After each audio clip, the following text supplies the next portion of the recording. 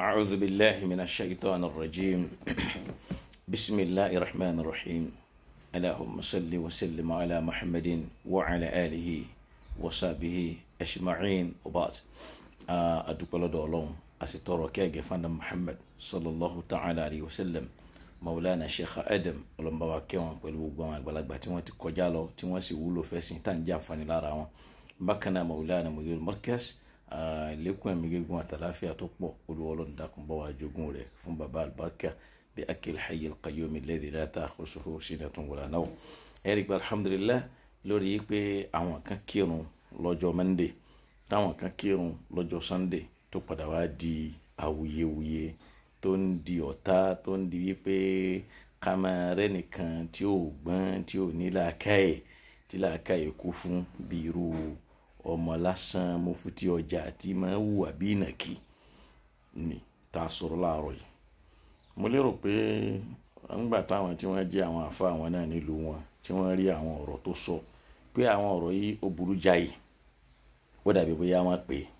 arínú wọn tí wọ́n jáfàárẹ̀ tí wọ́n sì jáde táwọn náà sọ̀rọ̀ lórí ọ̀rọ̀ náà yìí pé ikhtilafil matali' so kìí ṣe nǹkan tó ṣẹ̀ṣẹ̀ bẹ̀rẹ̀ ó ti wà tipẹ́ irú yìí ń kò wá yẹ kó wá máa dá nǹkan tí ò yẹ kó dálẹ̀ láwùjọ wa kó dá kalẹ̀ wọ́n bọ́ ọ̀tá wọ́n sọ̀rọ̀ lórí ẹ̀.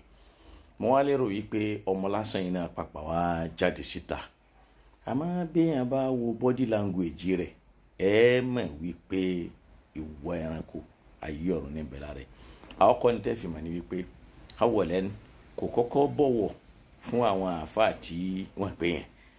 ó ń jọ pé kì í ṣe nǹkan tó fi dànù ara rẹ̀ ṣe ó ń ṣe nǹkan yẹn tẹ́ mọ̀ rí àpẹẹrẹ tẹ́ mọ̀ gbọ́ ìrúkú gbéraga lára ẹ̀ so ó sì ka àwọn àáfàá kalẹ̀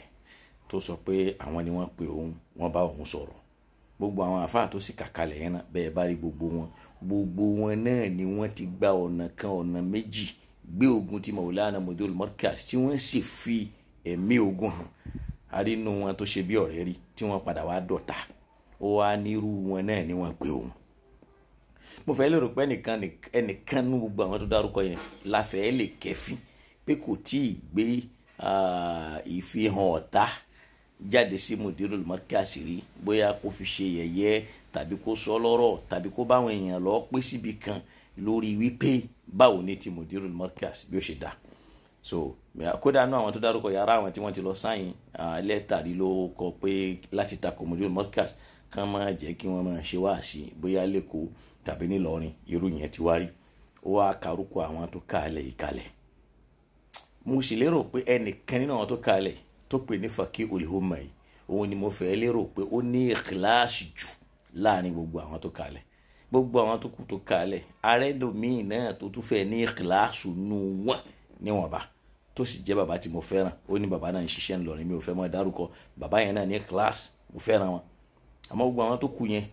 inna lillahi wa inna ilayhi raji'un. awwalan ṣé ọmọ lásán ń bẹ Mudirul Markaz lórí ọ̀rọ̀ tó wí ni tàbí kò mọ gíráfìtì irú ọ̀rọ̀ àwọn ọ̀rọ̀ tó sọ ó ti tán fún yín kò kú nǹkan kan mọ́ pẹ̀lú àwọn ọ̀rọ̀ bàjẹ́ tó ti sọ sẹ́yìn tẹ́lẹ̀ àtẹ́lẹ̀ yìí tó tún wá sọ yìí nítorí pé ìbẹ̀rù bójó pé tí Mudirul Markaz ó bá sọ̀rọ̀ torí pé ń jọ́ sí òun náà ló kọ́kọ́ dá ìjà tó ṣẹlẹ̀ nínú ilé àlùbáríkà méjì tọ́lọ́wọ́n ọba so wọ́n pọ̀ látòdì ọ̀run ọmọ lásán yìí ló já ìtọ́lọ́wọ́n ọba pàṣẹ kan so pọ̀ ọmọ yìí ló já àṣepọ̀ tí ń bẹ́nu ilé bàbá wa bá kí ẹni ọlọ́run pẹ̀lú ilé Maulana Sheikh Adam Abdullahi ọmọ burúkú yìí náà ló já látara àsọkúsọ kó máa sọ̀rọ̀ tí ò dáa sí Sheikh Adam kó sì máa lóun fẹ́ràn wọn ṣe gbìyànjú tó pọ̀ kó máa bú wọn tí kinní yẹn náà wá bí Mudirul Markaz nínú tó fi lórí ọ̀rọ̀ rọ́bítọ̀ kò ṣe rọ́bítọ̀ tí gbogbo èèyàn dákẹ́njọ́ náà tí Mudiru fi wá sọ̀rọ̀ tó fi wá pàtàn pé ẹ lọ́ọ́ múrò Sheikh Adam wá lẹ́ni tó lórí pa ọ̀rọ̀ náà di tó aṣàyàn yanjọ́ náà. èmi ìlú tún délẹ̀ yìí tí gbogbo àwọn tí ọmọ lásán dákọ̀ yìí tí wọ́n yìí bá ṣalábòsí ìjẹ́ wọ́n ti pé Mudirul Markaz pé bàbá ẹ má bínú ọmọdé ní í ṣe o ìgbóná ara ni o kò mọ ní ti ń ṣe o a sì ti bá a wí o ṣé wọ́n pé Mudirul Markaz tàbí nígbà tó sọ̀rọ̀ ní ìsìn ọ̀rọ̀ wo ló sọ láti fi tún ta kọ́kọ́ tó wí kalẹ̀ tí ò da yẹn tó wí lẹ̀ tó wí tí ò da torí pé wà tábàrin sayyihatal hasanata tamuha. So ìyẹn máa ń lo ohun tó dà láti fi pa ìdá rẹ. Ẹ máa wo body language ẹ máa wo bí n ti ń ṣe, ẹ wo bí ti tó ń fọ́nu, ẹ wo bó ṣe ń halẹ̀, ẹni tí ò já mọ́ nǹkan kan tí ò jẹ́ nǹkan kan ó wá ń twist brain wa bí ẹni pé àní làákàyè tó yẹ pé làákàyè tí ẹni ò function. Ó jáde ó sọ̀rọ̀ ọ̀rọ̀ tó tó yẹn. Nínú ọ̀rọ̀ yẹn náà ó tún wá hàn wípé kì í sọ̀rọ̀ ẹ̀sìn lójú ẹ lógún, nǹkan méjì ni. Ẹnu pé àkọ́kọ́ ni pé wọ́n recognize ẹ nínú rọ́bìtọ̀lẹ̀ Yorùbá gẹ́gẹ́ bí mufti tí wọ́n náà sì sọ wípé ọba àwo ló fi ọ jẹ tó ń fi hàn pé mufti rẹ ò lè kọjá Ìwó tàbí ọjà Àwo lillahi alhamd. So ó ti sọ̀kan rí ngbà kan pé ìjọba òran tí wọ́n bá fi ti ń ṣe mélòó ni wọ́n kí làwọn bàbá yẹn já má ó ti sọ yìí nǹkan já lọ tó sọ ti mùlẹ́ mọ́kàsí náà. Ìgbà kan náà ló sọ yìí pé kì í ṣe irú ẹ̀ náà ló yẹ kó wà láàyè yẹn, nǹkan ti tán, iyì ti kú ńbẹ̀, àfi tó bá kú ńbẹ̀ ọmọ kan dá padà síbẹ̀. Inna lillahi wa inna ilayhi raji'un. Àwọn ẹni wọ̀nyí èwo nínú wọn ló pe mudirul markaz lórí ọ̀rọ̀ yìí pé ọ̀rọ̀ tọmọ yìí sọ yìí ẹ dákun ẹ má bínú ọ̀rọ̀ tí ò dáa ni.